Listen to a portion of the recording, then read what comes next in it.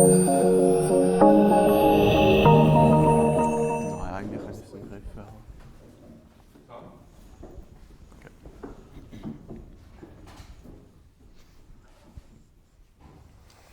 So hello, good morning everyone.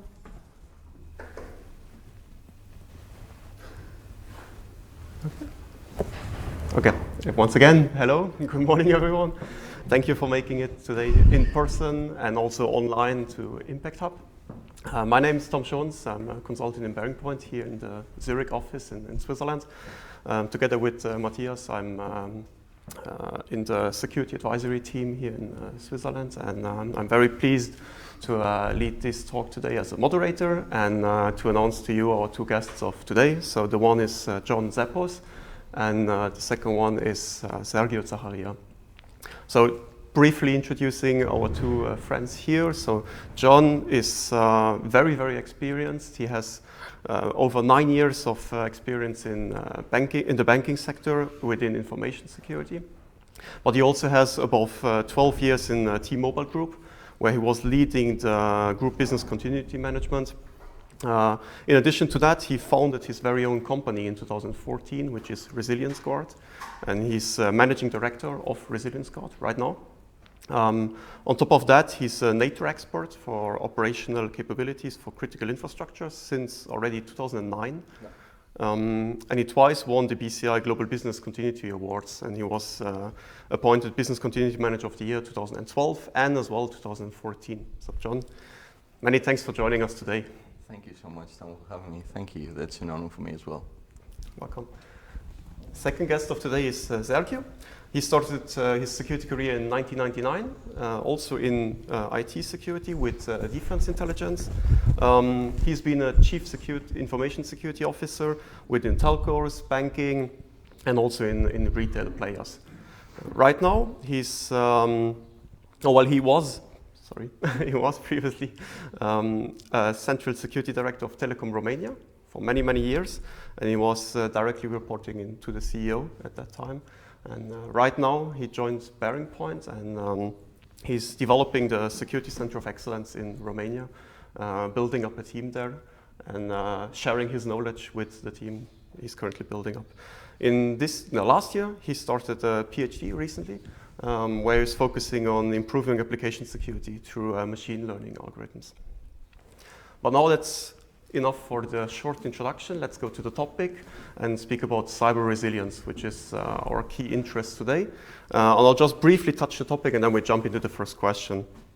So the whole stuff about cyber resilience is about how can organizations withstand with regards to the unknown cyber adversity, which is already acting within their infrastructures or which is already leaking their data or affecting critical functions in their company. So is there a way to prepare for the unexpected? Is there something you can recommend? Is there preventative action that is needed? And if yes, how much, obviously? And where do you even start from? So that would be the question where we initially kick off, and then we can lead to the next, let's say, 25, 30 minutes. So I would obviously start with John with our first question. So how would you define cyber resilience? And based especially on your experience, how is cyber resilience linked with business continuity management and crisis management? Well, thank you, Tom. In fact, cyber resilience is, let's say, another huge risk nowadays that it's increasingly keeping up at the board agenda. And of course, it has nothing to do with what we used to know up to now. What we used to know was conventional issues that we were more or less used into managing and dealing with them nowadays. But now the game has changed. So we have to be quite agile at all times, and we at all times have to be aware of what's happening around us. In that manner, I would say that the connection between cyber resilience and business continuity or crisis management is that cyber resilience can bring the company down to its knees in many cases nowadays. So we should be continuously looking at taking the proper measures in order to minimize the risk of having an issue coming from the cyber threat initially. What we should do towards the direction is to, of course, to increase our situational awareness, first of all, and second, to try and, let's say, increase the level of awareness internally and the level of training of employees in order to have better competent and skilled people to be dealing with that. So all these leads to the case that we can better manage situations, we can better take decisions during tough times, during crisis times, because we all know that during crisis situations we need to take better decisions with less information than we want to have in less time than what we used to. So that's what it all leads to, regardless of its nature, so being a cyber issue or, let's say, a conventional issue that we used to know up to now.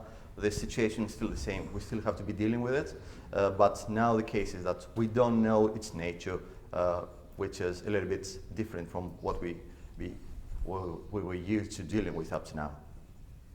Thank you. Thanks a lot. Yeah. Okay. So then I would hand over to Sergio for our second opening question. Sergio, what are the risks when cyber resiliency is less developed or insufficiently developed, and what are real-world consequences you might have experienced already or seen already? First, I'd like to thank you that you invited me here. Welcome. Good morning, everybody. If we look to the cyber resiliency frameworks, they say that an organization is cyber resilient when this is able to anticipate, to withstand, to recover, and to adapt to cyber adversities. So when you do not prepare these elements very well, you actually plan to fail. And I can give you an example that we faced this weekend. On Saturday, for example, I don't know if you did have the opportunity to fly, or you lacked the opportunity to fly, because there was an incident with the system that ensures the flight checking process and the boarding process. And a lot of companies like Air India did not have, they cancel actually 50 flights, only Air India. And there are many other companies, including in Romania, that has been cancelled because of a network resilience issue. So this is network resilience. Now imagine what happens when you have a cyber attack, persistent attack to this company, and you practically launch, let's say, distributed luggage botnet. You know, it's like the botnets. You have a luggage system that is attacked, and all luggages in the world are directed to one and only one airport in the world. So it's a denial of service to that airport. So this is what happens, for example, when you do not prepare very well for cyber resilience. And I can give you 50 examples today. Thank you. So that is going back to John with the follow-up question, because you already briefly touched the subject or direction I wanted to go for. So what would you describe as a hybrid threat? Because for what I understood, there is different components interacting together here. And how would you link that to cyber resilience, or also to operational impact or reputational impact? Well, of course, hybrid threat is another modern term that came around the past couple of years, if we may say. So hybrid threat is a combination of parallel events happening both in real world and in electronic world. So a combination of what's happening in the conventional and unconventional issues that we might be facing. For example, if somebody is tapping with a CCTV in order for the same person or somebody else get access, physical access to the site, and then the site is compromised regarding its, let's say, specific data or other information, or what other business secrets that might be kept over there, especially if we take into consideration the latest GDPR issue that might become even more, let's say, important. So hybrid threat is something that it's not just a single, let's say, route to getting access to somewhere, but using the conditional and both non-conditional ways to get access somewhere and get your hands into information that you needed. In that manner, we need to know that there's more or less no clear path in order to avoid that, but I have to be, let's say, a little bit strong on that specific point. We need to be much better aware in order where to look at, what we should be looking for. We need to know what we are looking for over there. And then at the end, what would be the impact? Because if we have any information breach, if we have any disruption or interruption to our business, you all understand that we have an operational issue, then we have financial loss eventually, and at the end, if we are not that lucky, because you need to be lucky in order to avoid that, you have a huge reputational impact, and we don't want that to win. Thank you. Do you want to add anything to that, Sergey? Yes, because you gave the example. Yes, I have another example because I know somebody, you know, I know a friend from a bank. He was actually IT manager of that bank. It was a small one. I cannot, of course, say the name. And I wanted to help them understand what cyber resilience means, and that happened many years before. And the attitude of that guy was, when I told him that he can be attacked with a denial of service type of threat, and then at the same time, actually in parallel, somebody might exfiltrate data from the core banking. Data means money in this case. And he said that I'm paranoid, so this cannot happen. So if we speak about hybrid threats, there is very important to have this change of attitude from the IT and also security advisors and security operation guys, and to understand that the threats now are coming with many, many parallel streams.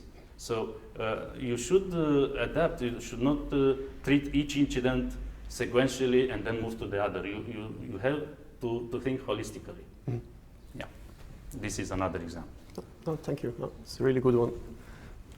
And if I may also add something over here, you also have to take into consideration that we need to be looking more into intelligence way of gathering information and making the information that we're gathering something that might be an upcoming event towards us.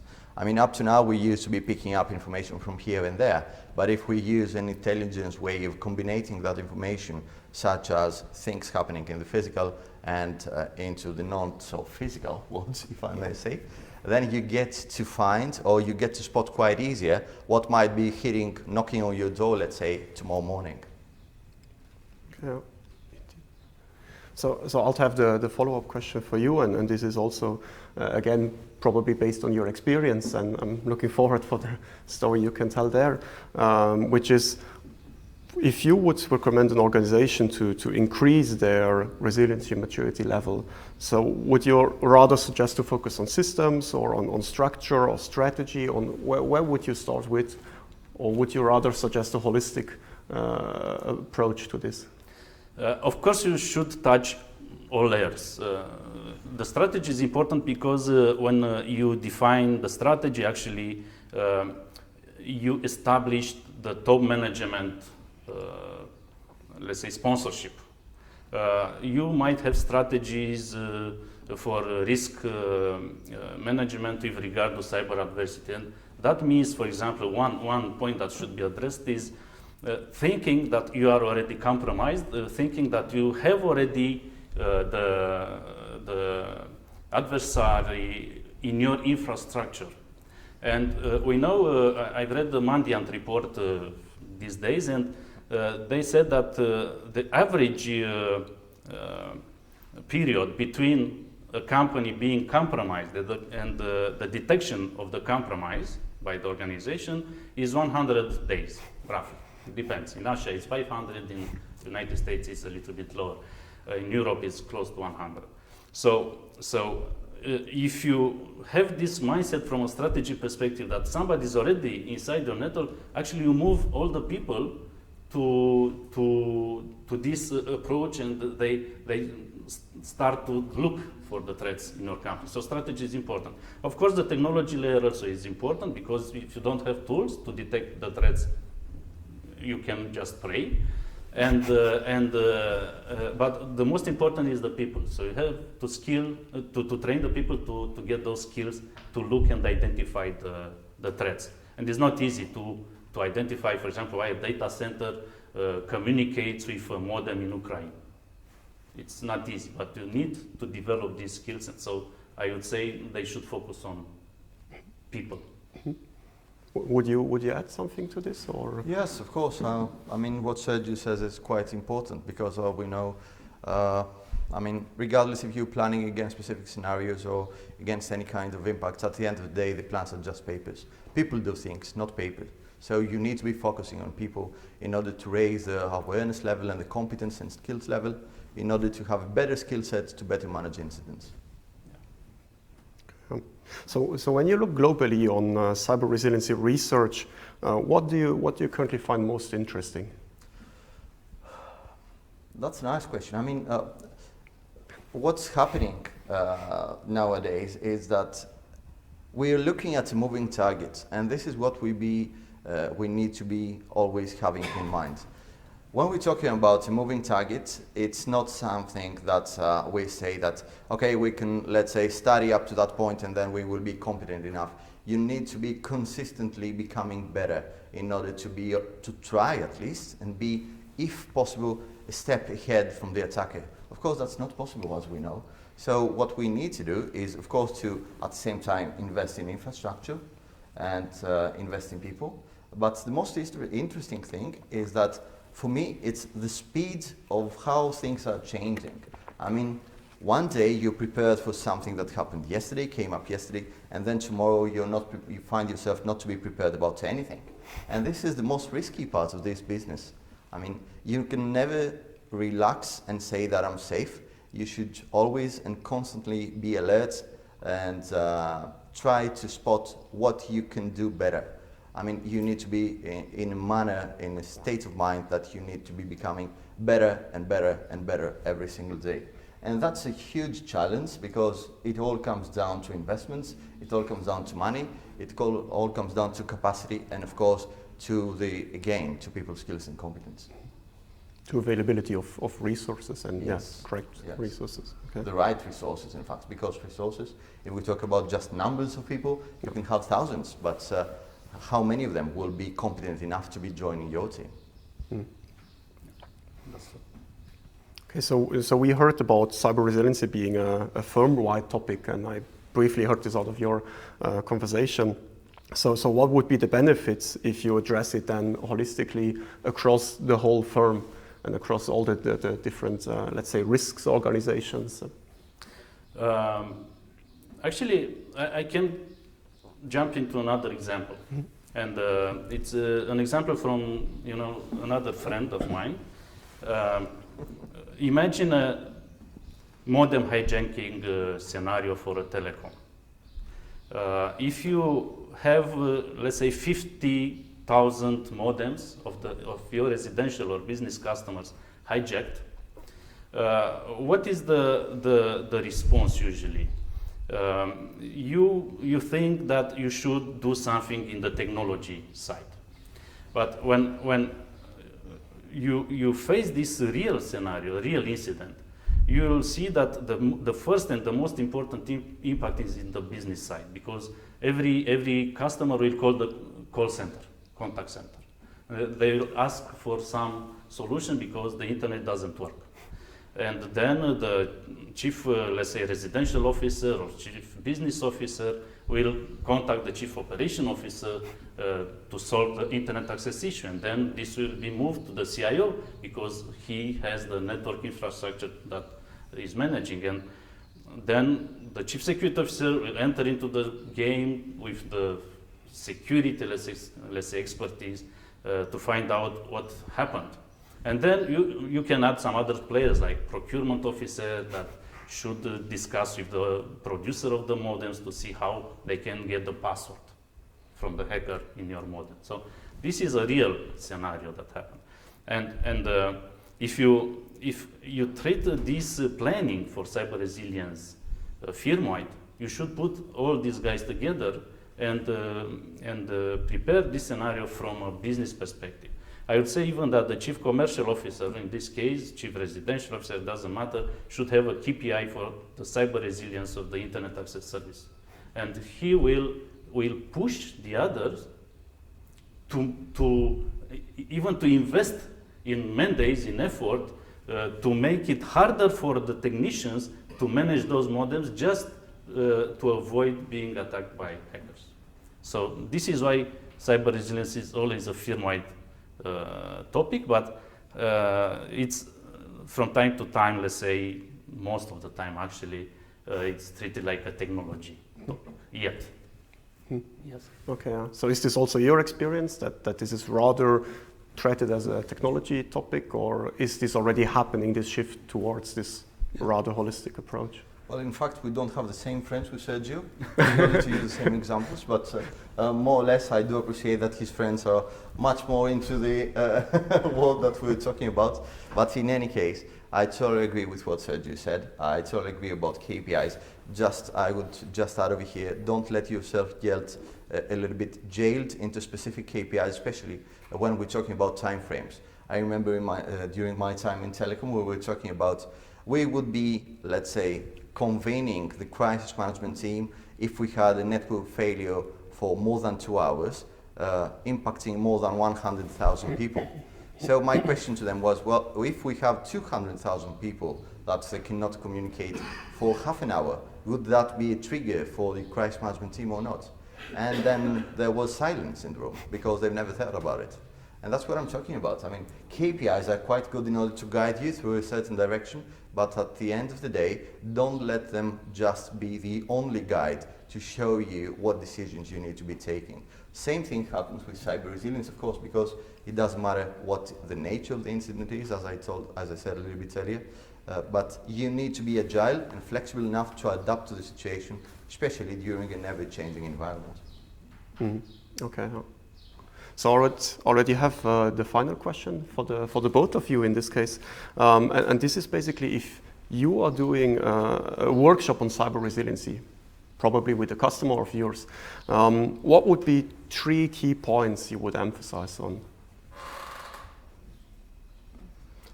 I can answer. So, no tricky points. Yes. So first of all, I would say that they should.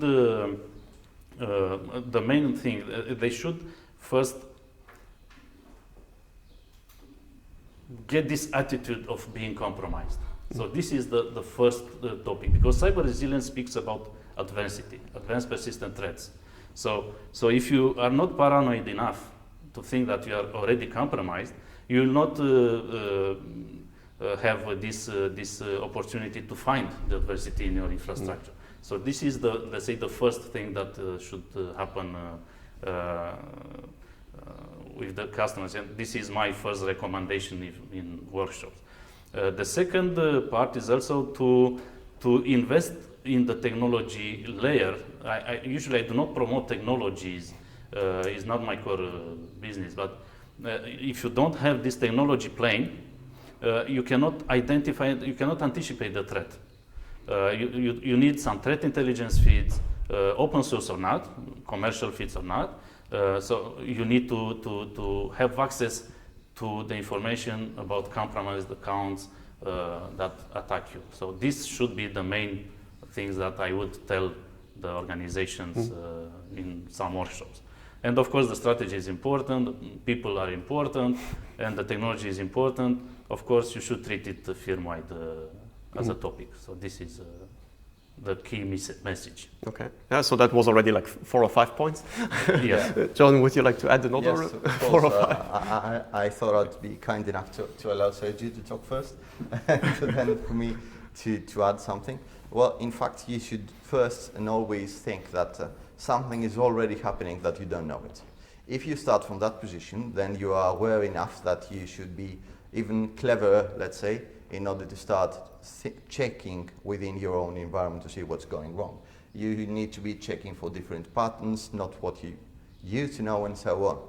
So this is step 1. Second, which is something that cannot be really taught easily, but it's to infuse them the logic and the culture that they need to realize that it's not a matter of if, it's just a matter of when.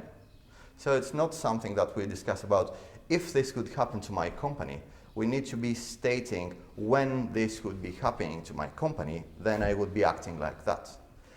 that already puts us in a position that we know and we accept that things will be happening, but at the same time, we know that we need to be investing effort, people, probably money, but not necessarily at all times, in order to be better prepared and be better managing incidents. Because as Sergio said a little bit earlier, it might take 100 days or even 1,000 days before we realize somebody is in our system.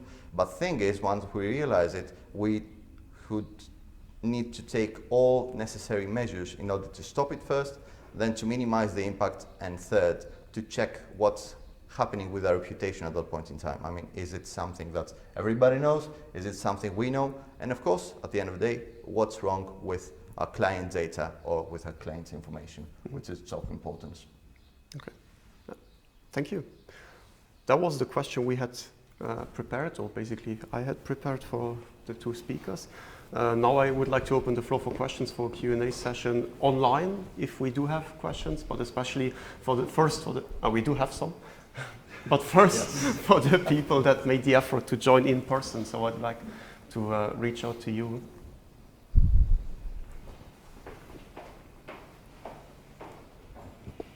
How do you prioritize? I mean, do you do the full body scan all the time to find of the virus or the aggressor, or would you prioritize and determine things you feel might be most vulnerable and look there first?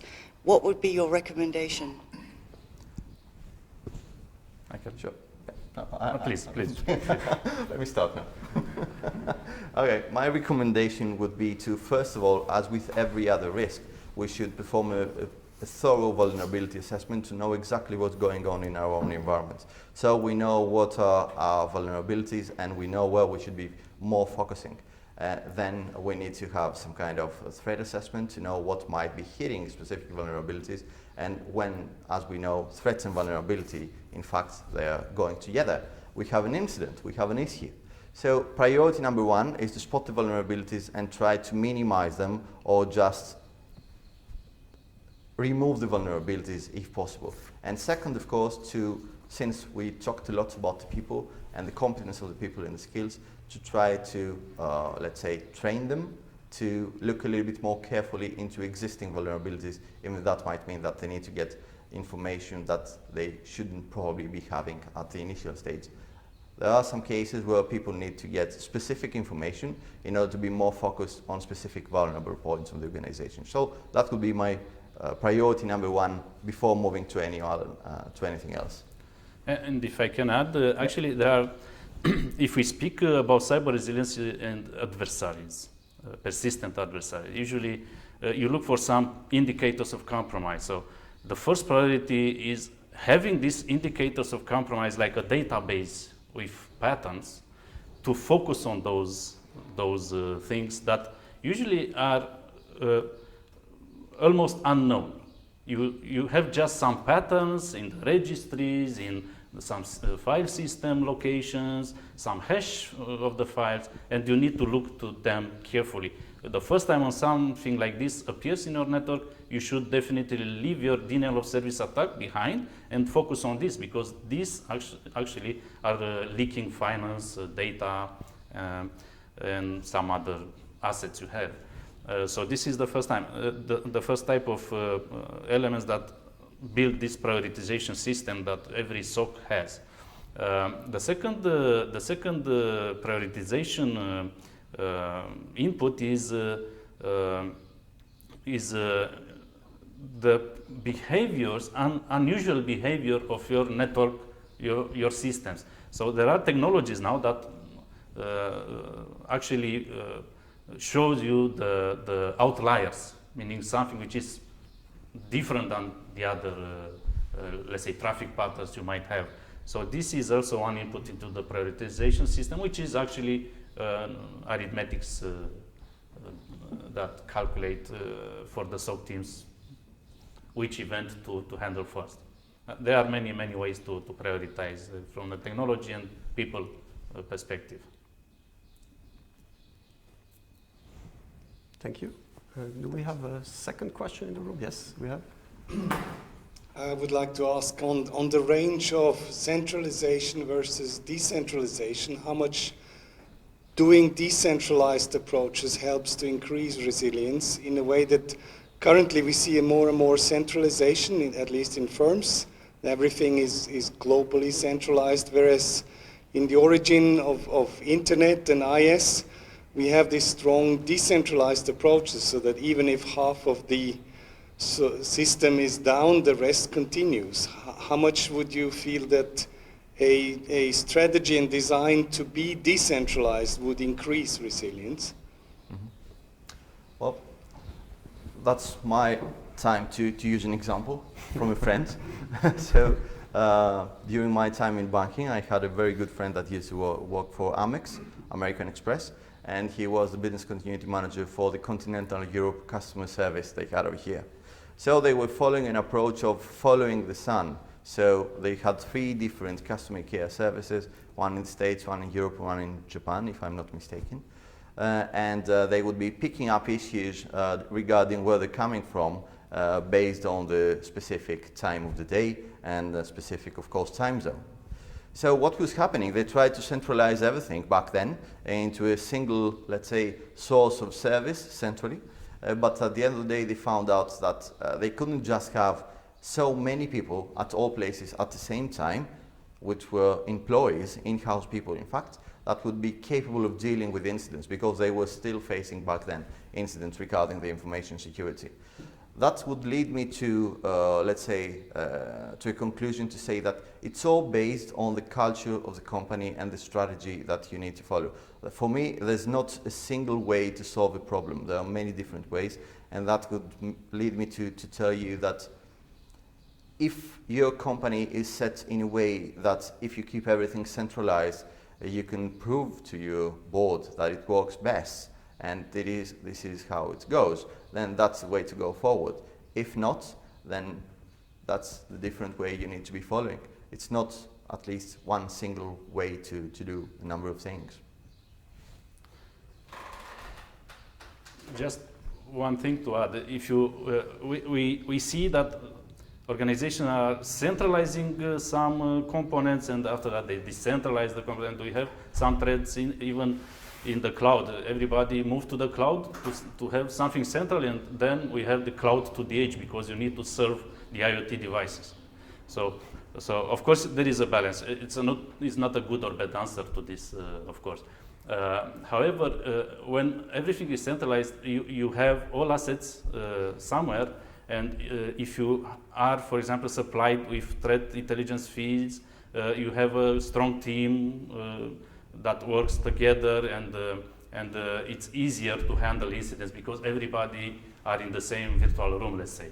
But being decentralized also comes up with a lot of opportunities, as John said. You have teams at the place where the incident happens. So it's not a good or bad answer, of course, but you need to, if you centralize, if you have some skills, you need also to decentralize those skills of the people. So to have people that are able to handle those incidents for some insulin pump in a hospital in the same way like the central team is doing cloud security for the central part of the organization. So you need to do this balance all the time. And if I may, we all know that in many companies there are just, let's say, one single person that has the best knowledge, the top knowledge of them all, and that automatically becomes a single point of failure. So if, as Sergio said, we don't really decentralize the information, the knowledge and the expertise, which of course the knowledge can be transferred, the expertise not so easily, you need to gain it yourself, it's a thing that you're building up yourself. So it's again kind of balance you need to be to find over there, and at the same time you need to be well aware of what you're dealing with, because there are specific risks that need to be transferred elsewhere rather than keeping it inside. Thank you. There is a follow-up question in the back and also in the front. You touched on the topic of people and the importance of people in this whole mix around cyber resilience. Can you give some concrete actions on what you would recommend for either educating or, the whole people topic, because they are the ones who actually, do the infractions, so. Well, thank you for that question. First of all, I'll just dig it back to the roots of it.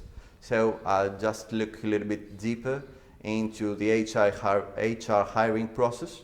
So to check the quality and skill sets and already existing competence of people.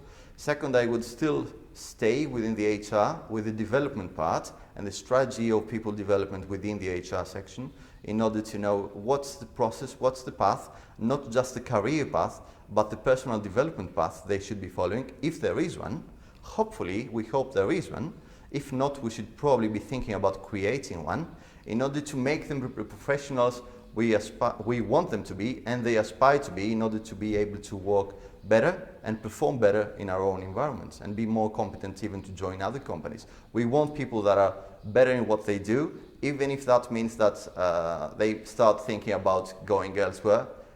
At the same time, we know that if we build them up, at least some of them will appreciate it and will give it back to the company. That's at least what I've come across during my career. And I'm a strong believer of developing people as much as you can. And if I can add something? Yes, of course. Actually, when we speak about people, we had, from this cyber resilience perspective, we have 2 types of people, or even 3. The first one is the, let's say, normal employee, so the employee not involved in security activities. So this is the first channel of attack. And they have to be part of some security awareness trainings, face-to-face, online, doesn't matter.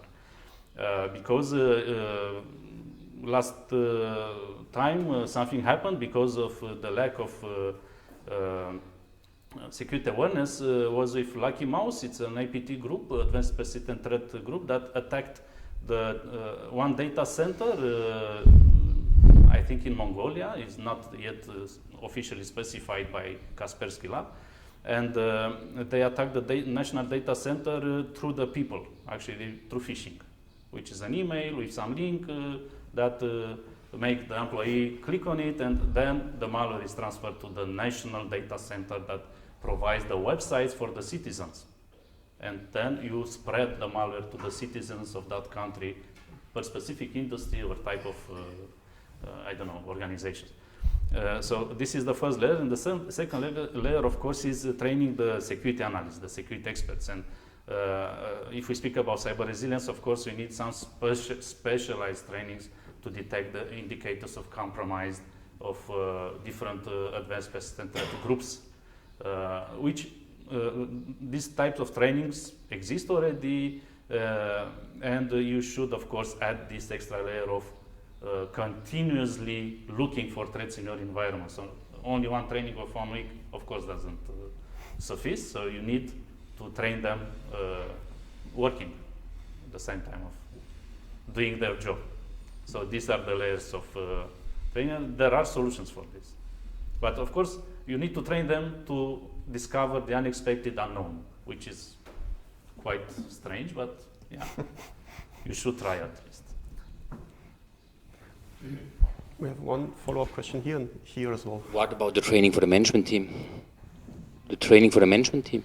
For the management team, of course, usually we see some trainings for the security employees. There is not so much training in the area of top management. For example, we address a lot the phishing and spear phishing, which means a targeted phishing for people that does not know the term very well. But we should train also the scenario of whaling. Whaling, meaning the big fish, the top management teams, because the strongest attacks are targeting those guys. And of course, you need to train the top management to have drill exercises. And I remember that me and John, we had drill exercise, crisis management with all the CISO in the past, and he can give us a lot of other examples, I think. And yeah, so definitely you should train the top management. You should bring them somewhere, move them from the company, do not allow them to do their work, and keep them for 1 day to train with media, if possible, fake reporters. No? Yeah, and what in fact I would add to what Sergio said is, first of all, to be aware how to handle the information they're keeping for themselves, I mean, into the personal computers, laptops, mobile devices, and so on. And secondly, it's not just that, it's how do they behave during a situation that came out of control. And that, of course, is a top issue, because what I tend to ask people into my training sessions is that, do you believe that a good manager makes a good crisis manager as well? Well, not necessarily, at least not most of the times. And the second question is, does a good crisis manager is a good spokesperson as well? Again, the same answer, not necessarily. You need to have specifically trained people, in fact, very well rehearsed people, in order to be standing in front of a microphone, and for God's no, never put a lawyer in front of a microphone.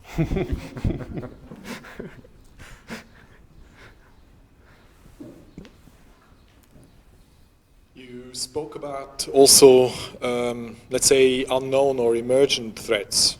We know, let's say, the common or also the advanced threats, but how do you prepare for these unknown emergent threats? Usually, you prepare the team to look behind the security incident itself. Meaning, if you have to, for example, of course, if you look to the latest APT groups, they follow some steps to compromise, to remain, to establish presence, and to leak data or to do something else, ransomware, if they have this as an objective. All these steps are based on some tools. Like Mimikatz is an example for privilege escalation. You want to find the domain admin that has connected to some system. So this is, let's say, the known part, if you want, of some unknown adversary. Most of them are using similar patterns to do their job, to penetrate and then to escalate their privileges and to maintain persistence. What you can do is to look for abnormal patterns. So this is why I said you need some technologies that shows you the abnormal patterns in your organization. And if you look to those abnormal patterns, of course, you need specialized people that understand them and move a little bit further and understand why, as I said, this data center is connected to a micro-tech router in Ukraine. That was the, let's say, successful attack of Lucky Mouse APT group in that national data center scenario. So you need to have this approach to look for patterns that are abnormal for your organization, for your infrastructure. It's not an easy process. It's not an easy process. But if you train the people to look to some specific indicators of compromise and patterns, then you can train them to identify patterns which are not publicly defined by the vendors of antivirus solutions, usually Kaspersky, FireEye, and threat intelligence solutions. So it's a matter of exercise. It's like, identifying something in your house that you don't know, a spider that you don't know. If you know how to look for spiders, you will find some other strange insect in your house. You know? At the end, you don't know what it is. If we don't have a follow-up question in the room, I would like to pick one out of the 6 that came in online to not ignore the people that joined online. So I'll just pick one, and this is the one about different industries. So it's from your experience, it's also worked in different industries. What are the major differences on how different industries address cyber resilience? Or can you spot some differences, or can you spot some differences in, for example, maturity levels? Mm-hmm. Yeah, well, first of all, it has to do with the sector that we're talking about. So if there is a specific corporation that has, in fact, low inclusion of technology into the day-to-day business, of course, they have less threats to worry about, they have less vulnerabilities. But if we're talking about a high-tech company well, that's easy to understand that we're talking about an increasing, let's say, level of need over there to spot things earlier, to be able to be more agile, to understand when patterns change, as Sergio said. So again, it's quite rightly asked over there, it's not a single solution for everything. But at the end of the day, the best way to approach it is to work alongside the client, because even within the same sector, business to business is quite different because of the strategy, because of the logic, because of the culture, because of the region that we're talking about. So there's not a single way to approach things and have a single solution. Yes, of course, if you look to the finance sector, of course, they are very well. They are not very well prepared. They are more prepared for cyber resilience because they are a target since many years. If we go to, for example, the manufacturing side, IoT side, I've just scanned the last week's open source code from internet for IoT devices, smart home devices, and I scanned around 150,000 lines of code freely, free on internet, and with a static analysis solution. And I identified, if I remember well, 60 critical vulnerabilities and more than 500 high-level risk vulnerabilities. So without medium and low, we have more than 500 vulnerabilities in IoT devices, which use code from internet. So this means that the manufacturing side of the world is more vulnerable. And imagine now, because we have now seen a trend in the world, an attack against some other industries that were not targeted until now, like chemical and bio research organization. So Olympic Destroyer, the APT group that attacked the Olympics games in South Korea this year, now they target the researchers for bio and chemical threat prevention that will be part of this conference, is peace conference, is convergence. Conference is here in Switzerland somewhere. So imagine how well prepared are those researchers for cyber resilience, and how can they identify the patterns for advanced persistent threats. So I don't expect to be well protected in the future in the bio and chemical research part, because they are targeted, and then what's next?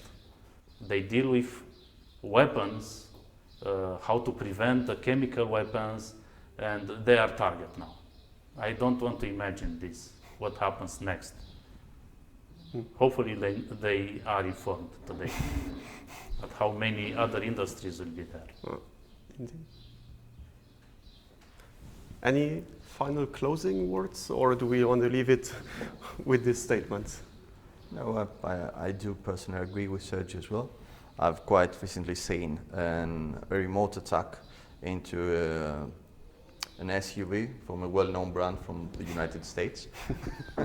That was in fact somebody driving, and somebody else was tampering with what was happening in the car, or stopping the car, or exploding the airbags and so on. Well, as I said a little bit earlier, regarding of the type or of how old is what we're talking about, it's again different. If we have a car built in the 1990s, then we don't have such risks. But we need to ask ourselves, do we really want something old, something new, and what's the compromise over there in terms of technology and in terms of what measures we need to take in order to feel safe? Because at the end of the day, it's about feeling safer and being safer. Thank you. And I guess with this, I will close the session. We slightly ran over time. I do apologize for that. But I do appreciate that you had so many questions. It was a good discussion indeed. So I would say that the key message or key takeaway message from both of you guys today was Please do carefully plan your cyber resilience. Please do understand your threat landscape individually for your company, because otherwise it will not work, and act upon as early as any way possible to be prepared for the next attack, or maybe the attack that already happened within your network. Thanks for joining today, especially to John and to Sergio. Thanks as well for you for being present here, and also for the people online. And let's applaud for the speakers for today. Thank you.